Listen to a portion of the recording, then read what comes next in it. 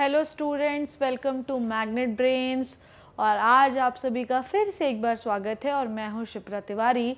और आज हम पढ़ेंगे रेस्पिरेशन का दूसरा पार्ट जो कि है रेस्पिरेशन इन प्लांट्स। ठीक है, मैंने आपको जब पढ़ाया था या शुरू किया था रेस्पिरेशन चैप्टर, तब भी मैंने आपको बताया था कि हम कुछ भी पढ़ें, चाहे हम पढ़ें रेस्पिरेशन, चाहे हम पढ़ें न्यूट्रिशन, चाहे हम पढ़ें ट्रांसपोर्टेशन, इससे कोई फ़र्क नहीं पड़ता। हमको हर किसी का रेस्पिरेशन पढ़ना है। हमें पढ़ना है ह्यूमन बींग्स का, हमें पढ़ना है एनिमल्स का, हमें पढ़ना है छोटे ऑर्गेनिजम्स का और हमें पढ़ना है प्लांट्स का भी। क्योंकि कभी भी हम कोई चैप्टर शुरू करते हैं बच्चों, तो उसमें एक सीक्वेंस होता है। ठीक है, उस सीक्वेंस के अकॉर्डिंग ही हम चल रहे हैं। ठीक, आपके एनसीईआरटी का एक एक पॉइंट कवर हो रहा है। मैं एक्टिविटी के दूसरे एक सेपरेट लेक्चर्स बनाऊंगी पूरे लाइफ प्रोसेस का, इसलिए घबराने की ज़रूरत नहीं है। पर जब भी आप कोई वीडियो देख रहे हैं बेटा, तो उसकी एक्टिविटीज़ आपको साथ ही साथ पढ़ते चलनी। ठीक है, बिल्कुल साथ ही साथ कंप्लीट करते चलिए। अभी तक आप लोगों ने न्यूट्रिशन वाला पूरा कंप्लीट कर लिया होगा और रेस्पिरेशन का एक लेक्चर कंप्लीट कर लिया होगा। आपको लेक्चर स्किप नहीं करने। ठीक है, जिस दिन जो लेक्चर्स आ रहे हैं उसी दिन वो लेक्चर देखिए। तब आप जब सब कंप्लीट करेंगे ना, जब सिलेबस आप एंड पर आएंगे, तो आपको ये समझ में आएगा कि अरे हमको तो सब आने लगा। ठीक है, तो आपको हर लेक्चर उसी दिन पढ़ना है। सपोज दैट कि आज 4 वीडियो, 3 वीडियो, 5 वीडियो अपलोड हो रहा है, तो उन 5 वीडियो को देखिए। हर वीडियो का ड्यूरेशन आधे घंटे से कम है, तो आई थिंक इसको देखने में ज़्यादा समय भी नहीं लगेगा। और ये बनाया इसलिए जा रहा है ताकि आपके लिए कन्वीनियंट हो। अगर हम बहुत बड़ा वीडियो बना देंगे तो फिर आपको बहुत परेशानी होगी, आप उसे एक बार में नहीं देख पाएंगे। तो आपके लिए वीडियो छोटे इसलिए बनाए जा रहे हैं ताकि आपकी कन्वीनियंट हो। ठीक है, पढ़ने के लिए आसानी हो।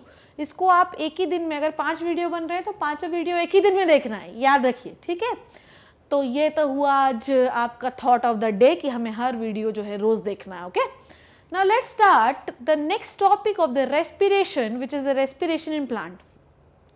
मैडम, हमने तो कभी नहीं देखा कि कोई प्लांट सांस लेता है, तो तुमने तो ये भी नहीं देखा कि वो न्यूट्रिशन भी लेता है, तो हमने तो कुछ नहीं देखा।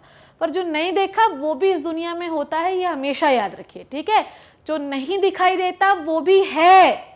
ठीक है, प्लांट में भी न्यूट्रिशन होता है, प्लांट में भी रेस्पिरेशन होता है, प्लांट में भी सर्कुलेशन होता है। इवन लोग तो ये कहते हैं कि प्लांट में नर्वस सिस्टम नहीं होता, पर वो भी होता है, मैं आपको कहती हूँ। ठीक है, तो आपकी जो रेस्पिरेशन होता है प्लांट का, वो कैसे होता है वो मैं आपको आज समझाने वाली हूँ। बहुत ही इंटरेस्टिंग प्रोसेस है।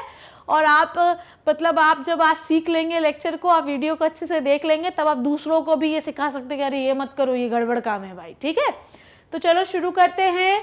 The plant do not have any respiratory system और एनी रेस्पिरेटरी ऑर्गन।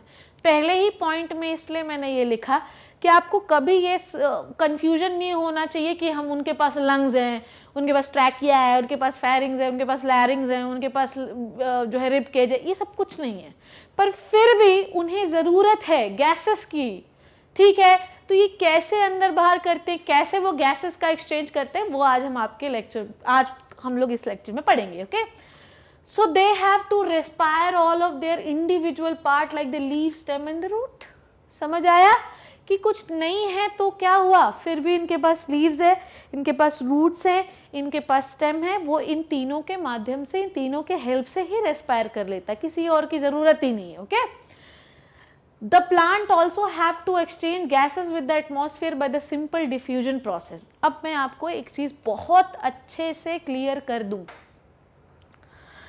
जब हम लोग ये पढ़ रहे हैं कि गैसों का एक्सचेंज होता है, गैसों का आदान प्रदान होता है, तो you should know what is the method on it. ठीक है, क्या मेथड है जिससे गैसेस का एक्सचेंज होता है। भाई, मुझे न्यूट्रिशन मिलता है तो उसका एक मेथड है कि मैं खाने को चबाती हूँ। मुझे गैसेस मिलती हैं तो उसका एक मेथड है कि मैं गैसेस को इनहेल करती हूँ। पर मुझे ये बताइए कि अगर आप किसी गैस को इनहेल कर रहे हैं तो कैसे वो तुम्हारे बॉडी की सेल तक पहुंच जाती है। सपोज दैट कि अगर ये लीव किसी गैस को ले रही है तो वो रूट तक कैसे पहुंच जाती है, ये जानना बहुत ज़रूरी है। अब आपको मैं एक बेहतरीन एग्जाम्पल बताती हूँ इसका। ठीक है, मैं आपको पढ़ा रही हूँ और मैंने कमरे के बाजू में एक अगरबत्ती जला दी। ठीक है, थोड़ी देर के बाद इस कमरे में जो भी आ रहा था उसने बोला कि वाह क्या खुशबू है। तो हुआ ये कि जो कमरे के कोने पर अगरबत्ती जल रही थी और उससे जो धुआं उठ रहा था, वो कमरे के कोने से पूरे एनवायरनमेंट में, पूरे कमरे में फैल रहा था। ठीक है, वैसे ही गैसेस भी होती हैं। प्लांट का कोई पार्ट अगर गैसेस को ले रहा है तो वो धीरे धीरे डिफ्यूज करके उसे फैलाकर अलग अलग पार्ट्स में पहुंचा देता है। ये कहानी सिर्फ प्लांट की नहीं है बच्चों, ये कहानी हम ह्यूमन बीइंग्स की भी है। अगर बॉडी का कोई एक पार्ट गैसेस को ले रहा है तो वो डिफ्यूजन प्रोसेस से ही दूसरे पार्ट को देगा, और कोई मेथड है ही नहीं ट्रांसपोर्टेशन का। ओके, समझ में आई बात? अगर मुझे किसी एक पार्ट से दूसरे पार्ट में गैसेस का एक्सचेंज करना है तो आई हैव टू डिफ्यूज, मुझे डिफ्यूजन करना पड़ेगा from higher concentration to the lower concentration. Okay, तो simple diffusion is the process जो कि प्लांट में भी होता है और ह्यूमन बींग्स में भी होता है, दोनों में कॉमन होता है, और डिफ्यूजन हर जगह चलने वाली प्रोसेस है। अगर if we are talking about the gases में डिफ्यूजन सबसे फास्ट होता है। आई डोंट थिंक सो ये बताने की जरूरत मुझे है। ओके, तो ये एक छोटा सा डायग्राम है जो कि आपके लिए बनाया है हम लोगों ने। दिस इज द लाइट, ठीक, दिस इज लाइट एनर्जी। आपने फोटोसिंथेसिस देखा, मैकेनिज्म ऑफ फोटोसिंथेसिस, बहुत इंपॉर्टेंट लेक्चर है वो, बार बार देखिए उन लेक्चर को। Mechanism of photosynthesis very important lecture. तो ये लाइट एनर्जी जो है, लाइट गिरी इस प्लांट पर, ठीक है। अब लाइट जब गिरी इस प्लांट पर तो हुआ क्या कि लाइट एनर्जी को इस्तेमाल करके हमने क्या किया था, हमने पानी निकाला, पानी को तोड़ा था, ये सारी चीज़ें हमने की थी। अब ध्यान से देखिएगा, पौधा ऑक्सीजन ले रहा है। क्या आपको दिखाई दे रहा है कि यहाँ पर कुछ अलग सी चीज़ लिखी हुई है कि पौधा ऑक्सीजन ले रहा है और पौधा ऑक्सीजन निकाल भी रहा है। इस डायग्राम में एक बहुत ही अलग सी चीज़ ये है कि पौधा ऑक्सीजन ले रहा है और पौधा ही ऑक्सीजन निकाल भी रहा है। इसका मतलब ये कि चाहे मैं हूँ, चाहे तुम हो, चाहे पौधा है, इसे भी ऑक्सीजन की ज़रूरत पड़ती है। तो ये याद रखना तुम, ठीक है, कि ये पौधा जो गैसेस ले रहा है उसमें ऑक्सीजन भी है, और जो ये गैसेस निकाल रहा है उसमें तो ऑक्सीजन है नहीं, तो तुम क्या लोगे, ठीक है।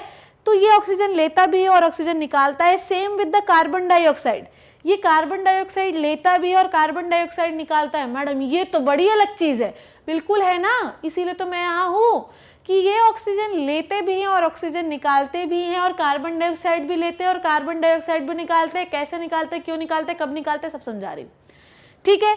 तो ऑक्सीजन लेते भी हैं और ऑक्सीजन छोड़ते भी हैं, और कार्बन डाइऑक्साइड लेते भी हैं, कार्बन डाइऑक्साइड छोड़ते भी हैं, ग्लूकोज भी लेते हैं और ग्लूकोज देते भी हैं। तो टेंशन की बात नहीं है, जो ये ले रहा है वो ये निकाल रहा है। कैसे करता है वो मैं अब आपको सिखाने वाली हूँ, ठीक है। नाउ नेक्स्ट स्लाइड में अगर आप देखें कि होता क्या है प्रोसेस, ध्यान से देखिएगा कि रेस्पिरेशन प्लांट्स में बहुत ही ड्यूरिंग डे टाइम और ड्यूरिंग नाइट टाइम ये दोनों अलग अलग जो है पार्ट से होता है और अलग अलग तरीके से होता है। बिल्कुल ध्यान से देखते जाइएगा, ठीक है। देखिए, अब मैं ये प्लांट जो है ये डे लाइट में, ठीक है, ये प्लांट जो है ये कहाँ है, डे लाइट में। ये प्लांट कहाँ है, नाइट लाइफ में। बिल्कुल ध्यान से समझिएगा, ये प्लांट कहाँ पर है, डे पर है, और ये प्लांट जो है वो नाइट पर है, ठीक है। अब देखिएगा ध्यान से, प्लांट ने डे पर जो सनलाइट ली, सनलाइट जो है वो लीव्स में गई, लीव्स में जो है इनने ऑक्सीजन को रिलीज किया। अब ध्यान से मेरी बात को समझिएगा, ओके। अगर मैं डे टाइम की बात करूं, मैं यहाँ पे लिख रही हूं, ठीक है, ध्यान से देखिए। अगर मैं डे टाइम की बात करूं तो सनलाइट आई, ठीक है। इस सनलाइट ने किया क्या, इस सनलाइट ने वाटर का ब्रेकडाउन किया, ठीक है, ये आपको मैंने फोटोसिंथेसिस में पढ़ाया हुआ है। इस सनलाइट ने वाटर का ब्रेकडाउन किया तो क्या निकाला, H2 निकाला और O2 निकाला, 2H2 और 2O2 निकाला, ओके। ये जो O2 निकला, इसमें हुआ क्या कि इस O2 को हमने क्या कर दिया, पौधे ने क्या किया, एनवायरनमेंट में छोड़ दिया, ओके। ध्यान से, ये बात समझ में आई आपको बात? अब मेरी बात को ध्यान से समझना, बिल्कुल ध्यान से, ओके, कि CO2 का क्या होता है। CO2 कार्बन डाइऑक्साइड लिया, किसने लिया, पौधे ने लिया। इस कार्बन डाइऑक्साइड डे टाइम में कार्बन डाइऑक्साइड बहुत ज़्यादा ये लिया, ठीक। इसने इसको किस में कन्वर्ट किया, C6H12O6 में, ठीक है। किस में कन्वर्ट किया, C6H12 और O6 में कन्वर्ट किया। अब मेरी बात को ध्यान से समझना, और डे टाइम में C6H12O6 में किया नहीं किया, इसे ये स्टोर करके भी रखा। समझ में आई बात? तो इसने O2 लिया, O2 की जो ऑक्सीजन जो है, सनलाइट आई, सनलाइट से इसने क्या कर दिया भैया, सनलाइट से इसने H2 लिया, सनलाइट से इसने वाटर को तोड़ दिया, वाटर को से ऑक्सीजन निकला जो कि बाहर हो गया, और हाइड्रोजन जो था वो कि स्टोर हो गया। ये सब मैंने आपको फोटोसिंथेसिस में पढ़ा रखा है। डे टाइम में इसने जो CO2 लिया उसको इसने कार्बोहाइड्रेट में कन्वर्ट किया, और जो CO2 लिया उसको इसने स्टोर कर लिया ताकि वो रात में कार्बोहाइड्रेट बनाने का काम कर सके। ओके, आप ध्यान से मेरी बात को समझना। पौधों ने ऑक्सीजन को बाहर निकाला, पर अगर मैं O2 की बात करूं तो डे टाइम में ये O2 को लेते भी हैं। ठीक, O2 को क्यों लिया इनने, ताकि ये जो कार्बोहाइड्रेट इनने बनाया है इसे ये तोड़ सके, इसे ये क्या कर सके, तोड़ सके CO2 और H2O में। CO2 को ये पौधे बाहर निकालते हैं, मतलब कि ये एग्जिट करते हैं। समझ में आई बात? तो इसका मतलब ये कि ये पूरा प्रोसेस इंसान जैसा ही तो है। मेरी बात को ध्यान से समझिएगा। जब डे था, फोटोसिंथेसिस का डे मैकेनिज्म था, ध्यान से समझो बात को, इधर देखो। जब फोटोसिंथेसिस डे में हो रहा है, दिन में हो रहा है, तो सनलाइट आई, सनलाइट आई तो सनलाइट ने लीव्स में क्या तोड़ा, सनलाइट ने लीव्स में पानी तोड़ा। जब पानी तोड़ा तो ऑक्सीजन बाहर निकल गई, ऑक्सीजन बाहर निकल के कहाँ चली गई, एनवायरनमेंट में। इतना समझ में आ गया? अब जब इसने कार्बन डाइऑक्साइड लिया, ध्यान समझो बात को, जब इसने कार्बन डाइऑक्साइड लिया तो कार्बन डाइऑक्साइड लेकर इसने बनाया क्या, कार्बन डाइऑक्साइड लेकर इसने बनाया कार्बोहाइड्रेट, जो कि इनका एनर्जी सोर्स है। ओके, ये समझ में आ गया मैडम हमको? अब आप समझना कि जब इसने कार्बन डाइऑक्साइड लिया तो इसने कार्बोहाइड्रेट बनाया, और कार्बन डाइऑक्साइड को इसने फ्यूचर के लिए स्टोर भी कर लिया। कहाँ फ्यूचर, कौन सा फ्यूचर, रात के लिए। क्या किया इसने, रात के लिए स्टोर करके रख लिया। ओके, रात के लिए स्टोर करके रख लिया, ये बात याद रखिए। अब इसने कार्बोहाइड्रेट भी बनाया और रात के लिए स्टोर करके भी रख लिया। डन, ये समझ में आ गया मैडम हमको? अब ये जो कार्बोहाइड्रेट बना है, ध्यान से समझिए, ये जो कार्बोहाइड्रेट बना है, इस कार्बोहाइड्रेट को आपको ब्रेक डाउन भी तो करना पड़ेगा। तो अगर ऑक्सीजन नहीं होगी तो ब्रेक डाउन कैसे करोगे? तो इसको हमने ब्रेक डाउन किया। क्या किया? ब्रेक डाउन किया। जब ब्रेक डाउन किया तो क्या निकला, CO2 और H2O। जब CO2 और H2O निकला तो इसे ही तो पौधा बाहर कर रहा है।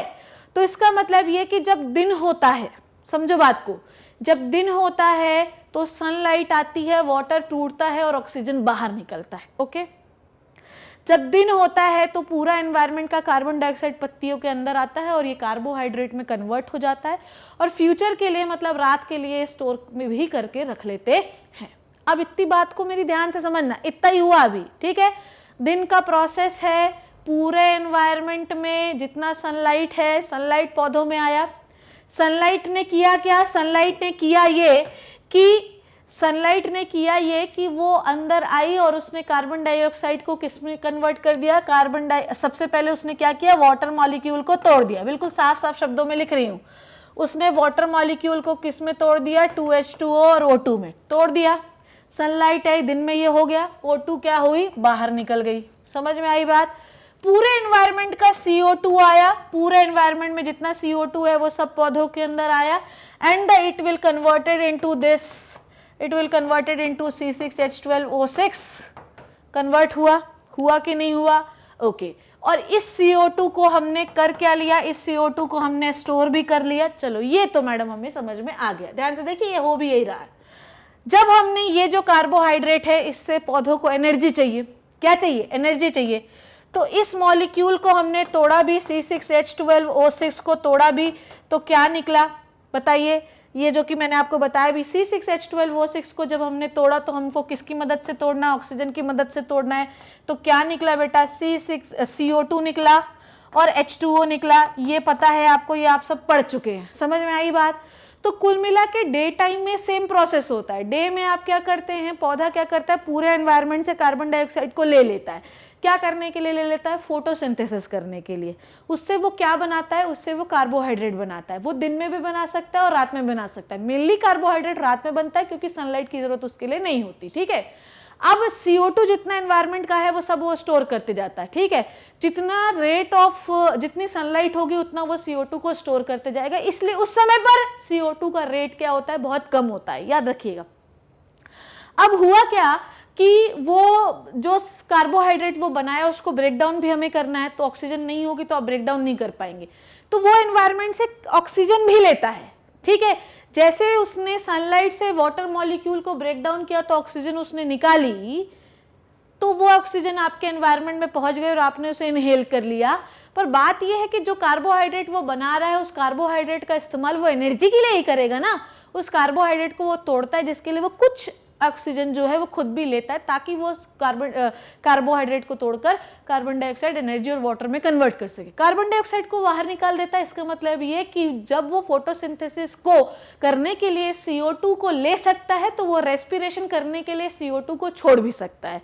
फोटोसिंथेसिस करने के दौरान वो O2 को बाहर भी निकाल सकता है, पर रेस्पिरेशन करने के लिए वो ऑक्सीजन को अंदर भी ले सकता है। ये हमेशा इन चीज़ों का ध्यान रखिएगा आप, ठीक। ये दिन की कहानी हुई। दिन में हम CO2 लेते भी हैं, CO2 छोड़ते हैं, हम मतलब पौधा। दिन में हम CO2 लेते भी हैं, CO2 छोड़ते भी हैं। दिन में हम O2 लेते भी हैं और O2 छोड़ते भी हैं। हमने CO2 क्यों लिया एनवायरनमेंट का? क्योंकि जितना ज़्यादा सनलाइट होता है, रेट ऑफ फोटोसिंथेसिस भी उतना ज़्यादा होता है। जितना ज़्यादा रेट ऑफ फोटोसिंथेसिस होगी, एनवायरनमेंट का कार्बन डाइऑक्साइड सब पौधों के अंदर आएगा। काहे के लिए आएगा? ताकि वो कार्बोहाइड्रेट बना सके। कार्बोहाइड्रेट बन गया। जब सनलाइट ज़्यादा होती है तो ज़्यादा वाटर मॉलिक्यूल टूटते हैं, जिससे ज़्यादा ऑक्सीजन बाहर निकलता है। अब पौधों के पास पूरा कार्बन डाइऑक्साइड कार्बोहाइड्रेट में कन्वर्ट हो चुका है। उस कार्बोहाइड्रेट को कंटिन्यूसली तोड़ते रहना है। आप दिन में भी तोड़ सकते हैं, आप रात में भी तोड़ सकते हैं, क्योंकि डार्क रिएक्शन के लिए हमें लाइट की ज़रूरत होती ही नहीं है। हम जब कार्बोहाइड्रेट को तोड़ते हैं उस समय पर हमें ऑक्सीजन की ज़रूरत है। अगर कार्बोहाइड्रेट दिन में टूट रहा है तो वो एनवायरनमेंट से ऑक्सीजन को कंटिन्यूसली लेता रहेगा। पर बात यह है कि कार्बन डाइऑक्साइड दिन में फोटोसिंथेसिस का रेट बहुत ज्यादा होता है, इसलिए CO2 को कार्बोहाइड्रेट में कन्वर्ट करना, जो आपकी CO2 लेने का रेट है वो हमेशा ज्यादा होता है और ऑक्सीजन निकालने का रेट हमेशा कम होता है। हमेशा याद रखिए कि दिन में एनवायरनमेंट की CO2 हमेशा कम होती है और ऑक्सीजन ज्यादा होती है, ठीक है। क्योंकि जितना ज्यादा फोटोसिंथेसिस ज्यादा होता है ना, फोटोसिंथेसिस का पहला इवेंट है ना वाटर को तोड़ना, तो पहला इवेंट है क्लोरोफिल को एक्टिवेट करना, दूसरा वाटर को तोड़ना। तो जितनी ज्यादा सनलाइट पौधा लेगा उतना ज्यादा वो क्लोरोफिल को एक्टिवेट करेगा, उतना ज्यादा वो वाटर मॉलिक्यूल तोड़ेगा। जितना ज्यादा वो वाटर मॉलिक्यूल तोड़ेगा उतने ऑक्सीजन आपके एनवायरनमेंट दिन में बढ़ेंगे। जितना ज्यादा सनलाइट फोटोसिंथेसिस होगा उतना ज्यादा कार्बन डाइऑक्साइड वो लेगा और उसे कार्बोहाइड्रेट में कन्वर्ट करेगा। इसका मतलब ये कि आपके एनवायरनमेंट में CO2 का अमाउंट घटेगा। तो ये याद रखिए कि दिन में आप CO2 को लेकर उसे कार्बोहाइड्रेट मतलब ग्लूकोज में कन्वर्ट करते हैं और उसे स्टोर भी करते हैं, और दिन में ही आप ज्यादा से ज्यादा वाटर मॉलिक्यूल तोड़ते हैं, क्योंकि अगर लाइट एनर्जी नहीं रहेगी तो आप वाटर को नहीं तोड़ पाएंगे और ऑक्सीजन बाहर नहीं निकल पाएगी। तो दिन में ऑक्सीजन का अमाउंट ज्यादा होता है और कार्बन डाइऑक्साइड का अमाउंट एनवायरनमेंट में कम होता है। Then what is environment? जो उसके आसपास का एरिया, पौधे के, बस। तो ये समझ में आया आपको कि दिन में क्या प्रोसेस होता है। पर यही अगर मैं रात की बात करूं, दिन में दोनों प्रोसेस होते हैं। अगर आप जैसे मान लीजिए दिन में भी तो उस एनर्जी की जरूरत है, तो दिन में वो कार्बोहाइड्रेट को तोड़ भी सकते हैं, मतलब ऑक्सीजन वो थोड़ा बहुत ले भी सकते हैं। तो दिन में दोनों एक्सचेंज होते हैं, ऑक्सीजन ली भी जाती है और ऑक्सीजन छोड़ी भी जाती है, कार्बन डाइऑक्साइड ली भी जाती है और कार्बन डाइऑक्साइड छोड़ी भी जाती है। पर ऑक्सीजन रिलीज करने का रेट ऑक्सीजन लेने के रेट से हमेशा ज्यादा होता है। मतलब पौधा ऑक्सीजन ज्यादा रिलीज करता है और लेता कम है। कब? दिन में। कार्बन डाइऑक्साइड छोड़ने का रेट, ठीक है, हमेशा दिन में कम होता है और लेने का रेट क्या होता है? ज्यादा होता है। हमेशा याद रखिएगा, ठीक है। Now let's come to the दिन में कौन सा है? वो दिन में फोटोसिंथेसिस का प्रोसेस हो रहा है, ठीक है। अब रात में होता है सेलुलर रेस्पिरेशन। इसका मतलब ये कि क्या दिन में रेस्पिरेशन नहीं होता? होता है, पर रेट ऑफ रेस्पिरेशन हमेशा बहुत ही ज्यादा स्लो होता है। पर अगर मैं रात की बात करूं तो रात में तो कोई लाइट होती नहीं है। तो अगर रात में कोई लाइट नहीं है, इसका मतलब ये कि फोटोसिंथेसिस तो नहीं ही होगा। अब अगर फोटोसिंथेसिस नहीं होगा तो रात में ऑक्सीजन निकलेगी क्या? नहीं। बस यही मैं आपको समझाना चाहती हूं कि रात में पौधे ऑक्सीजन नहीं निकालते, ठीक है। कुछ पौधों को छोड़ दें आप तो 95% जो पौधे होते हैं वो रात में ऑक्सीजन नहीं निकालते। हम जो ऑक्सीजन रात में इस्तेमाल कर रहे हैं वो एक्चुअली दिन की ही निकाली हुई ऑक्सीजन होती है। आप तुलसी प्लांट्स वगैरह को छोड़ दीजिए, तो घर के अंदर भी जो है इसको शुद्ध वातावरण करे रहते हैं, तो रात में कोई ऑक्सीजन रिलीज होती ही नहीं। तो मैडम क्या होगा ये कि दिन में आपके पौधे इनफ ऑक्सीजन निकाल देते हैं by the process of photosynthesis. तो रात में कोई भी पौधा ऑक्सीजन नहीं निकालता, ठीक है, समझ में आई बात, बल्कि वो ऑक्सीजन ले और लेते हैं, ठीक है, क्योंकि रात में फोटोसिंथेसिस हो नहीं रहा है। जब फोटोसिंथेसिस हो नहीं रहा है, then the water molecule always be broken down into the oxygen. ये रात में होगा नहीं, ये सिर्फ कब होगा, दिन में। तो जो भी दिन में ऑक्सीजन भरी हुई है आपके एनवायरनमेंट में, उसी का इस्तेमाल आप रात में करेंगे। तो मैडम हम क्या करेंगे, हमेशा रेट ऑफ रेस्पिरेशन जो प्लांट का होता है वो ह्यूमन से बहुत ज्यादा कम होता है। ये याद रखिए कि जो प्लांट का रेस्पिरेशन होता है, it is very very less, very very slow. तो उन्हें ऑक्सीजन की जरूरत बहुत ही ज्यादा कम होती है, मतलब अपने से तो बहुत ही ज्यादा कम होती है।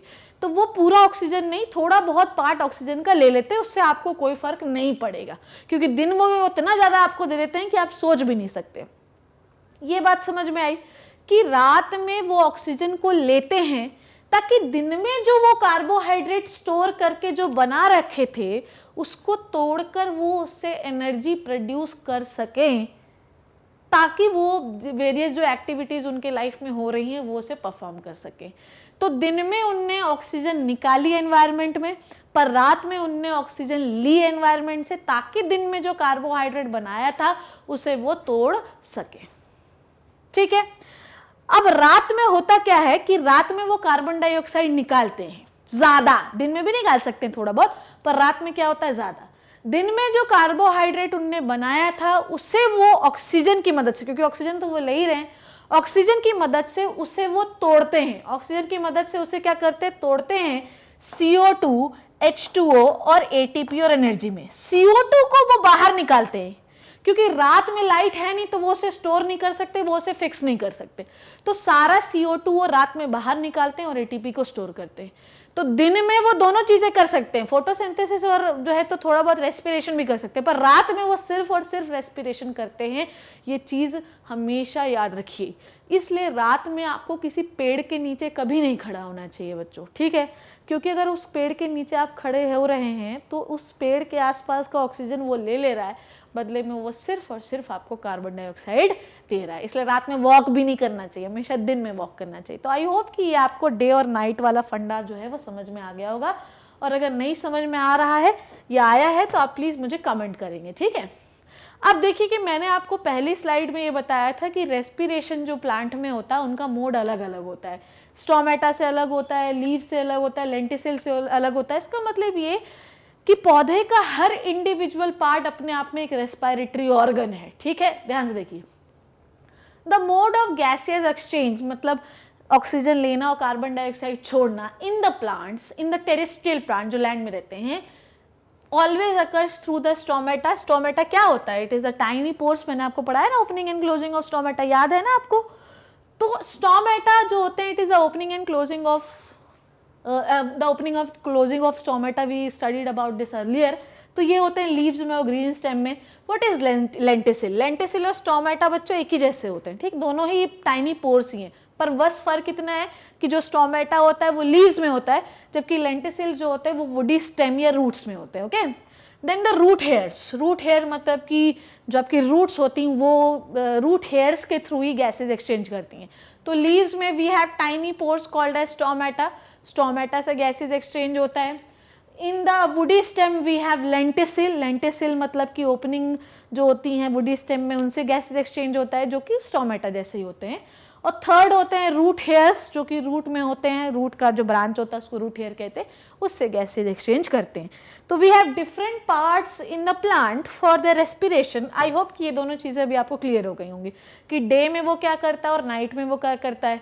डे में वो ऑक्सीजन और कार्बन डाइऑक्साइड दोनों ले भी सकता है और छोड़ भी सकता है। डे में ऑक्सीजन लेने का रेट कम होता है और ऑक्सीजन छोड़ने का रेट बहुत ही ज़्यादा होता है। डे में कार्बन डाइऑक्साइड लेने का रेट बहुत ही ज़्यादा होता है और कार्बन डाइऑक्साइड छोड़ने का रेट बहुत ही कम होता है। जबकि यही वाइस वर्सा है, रात में क्या होता है, कार्बन डाइऑक्साइड लेने का रेट बहुत ज़्यादा होता है, छोड़ने का कोई स्कोप नहीं। ऑक्सीजन लेने का रेट बहुत ज़्यादा होता है, बहुत ज़्यादा मतलब ह्यूमन से तो बहुत ही कम होता है। ऑक्सीजन लेता है पर छोड़ता नहीं। रात में कार्बन डाइऑक्साइड सिर्फ छोड़ता है, लेता नहीं, क्योंकि रात में फोटोसिंथेसिस नहीं होता।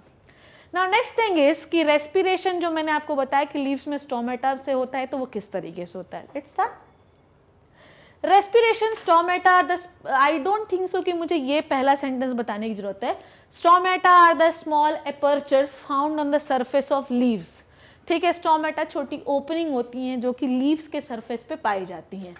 इसमें ऑक्सीजन जो है डिफ्यूजन प्रोसेस से बाहर होता है। जब स्टोमेटा खुलता है, आपको मैंने पढ़ाया है कि जब गार्ड सेल में पानी भरता है तो खुल जाती हैं, गैसेस अंदर आती हैं। प्रोसेस क्या है? डिफ्यूजन। प्रोसेस क्या है? डिफ्यूजन। ठीक है, उसके बाद सेम प्रोसेस से ही, डिफ्यूजन प्रोसेस से ही जो गैसेस होती हैं वो अंदर जाती हैं। ठीक है, उसके बाद when the concentration of CO2 increases inside it diffuse out through the stomata. ठीक है, हमेशा ये याद रखिए कि डिफ्यूजन इज द प्रोसेस जिसमें गैसों का मूवमेंट हाई कॉन्सेंट्रेशन से लो कॉन्सेंट्रेशन की ओर होता है। जब कभी द कॉन्सेंट्रेशन ऑफ CO2, जब CO2 का कॉन्सेंट्रेशन, ध्यान से देखिए, जब CO2 का कॉन्सेंट्रेशन बहुत ज़्यादा हो जाता है किसके अंदर? आपके स्टोमेटा के अंदर या आपकी लीव्स के अंदर, तो वो स्टोमेटा को खोल देती है जिससे CO2 बाहर हो जाती है। वैसे ही अगर CO2 का कॉन्सेंट्रेशन लीव्स के अंदर बहुत कम है तो भी जो है वो स्टोमेटा खुल जाता है और सारा CO2 अंदर हो जाता है। तो कुल मिला के स्टोमेटा जब ओपन होता है तो आपकी जो गैसेस होती है वो अंदर और बाहर होती हैं। तो so the one the concentration of CO2 increases inside the cell, it diffuse out through the stomata. Process is same with the lenticels. What is the lenticel? ध्यान से देखिए, लेंटिसिल्स आर द ओपनिंग और of the जो कि stem में जो opening होती है उन्हें आप लेंटिसिल कहते हैं। प्रोसेस सेम है, डिफ्यूजन प्रोसेस से ही अंदर बाहर होता है। ठीक है, ये देखिए लेंटिसिल बने, छोटे छोटे पोर्स होते हैं। कॉन्सेंट्रेशन जब ज़्यादा होगा तो बाहर कर दो, कॉन्सेंट्रेशन जब कम होगा तो अंदर ले लो। किसका? कार्बन डाइऑक्साइड और ऑक्सीजन का। ठीक है, नाउ वैसे ही आपका जो रेस्पिरेशन होता है रूट्स में, वो भी सेम प्रोसेस से होता है। जब हम पौधे को उखाड़ लेते हैं या खींच लेते हैं तो जो सॉइल होती है उस सॉइल में एयर स्पेसेस बन जाते हैं। ठीक है, और ये जो एयर स्पेसेस होते हैं इसमें ऑक्सीजन भर जाती है। अब सॉइल पार्टिकल जो होता है, देखिए इस सॉइल पार्टिकल के बीच में हमेशा एयर स्पेसेस बने, इन एयर स्पेसेस में ऑक्सीजन भरी हुई है। ठीक है, the oxygen present between the soil particle diffuse into the root hair. High concentration है सॉइल में, तो सॉइल से कहाँ की ओर मूव करेगा? रूट हेयर की ओर मूव करेगा। रूट हेयर के मूव किया मतलब चला गया। ठीक है, वैसे ही इस प्रोसेस को सेम क्या कहा? Diffusion. From the root hair oxygen diffuse into the other cells of the root. After utilization of oxygen CO2 is diffuse out into the soil. इसका मतलब समझ में आया कि सॉइल से ऑक्सीजन अंदर गई और सेम प्रोसेस से कार्बन डाइऑक्साइड बाहर आई। हम फोटोसिंथेसिस नहीं पढ़ रहे हैं, याद रखिए, हम क्या पढ़ रहे हैं? रेस्पिरेशन। रेस्पिरेशन में हमेशा क्या होता है? CO2 बाहर होगी और O2 अंदर होगी। रूट हेयर में मिट्टी से ऑक्सीजन अंदर आई और मिट्टी में कार्बन डाइऑक्साइड बाहर हो गई। तो आज हमने पढ़ा रेस्पिरेशन इन प्लांट्स। हमने ये पढ़ा किस तरीके से होता है, हमने ये पढ़ा कि पौधों में कौन कौन से पार्ट रेस्पिरेशन में इन्वॉल्व होते हैं, हमने ये पढ़ा कि उन पार्ट्स का कैसा मैकेनिज्म होता है। ये एक लेक्चर में बहुत सारी चीज़ें हैं, तो इन पूरे स्लाइड्स को आप अपनी कॉपी में नोट डाउन करिए और इन वीडियोस को बिल्कुल ध्यान से देखते रहिए। और फिर हम नेक्स्ट क्लास में एक बहुत ही इंटरेस्टिंग चीज़ लेके आएंगे और इन वीडियोस के साथ बने रहिए। तब तक के लिए थैंक यू सो मच।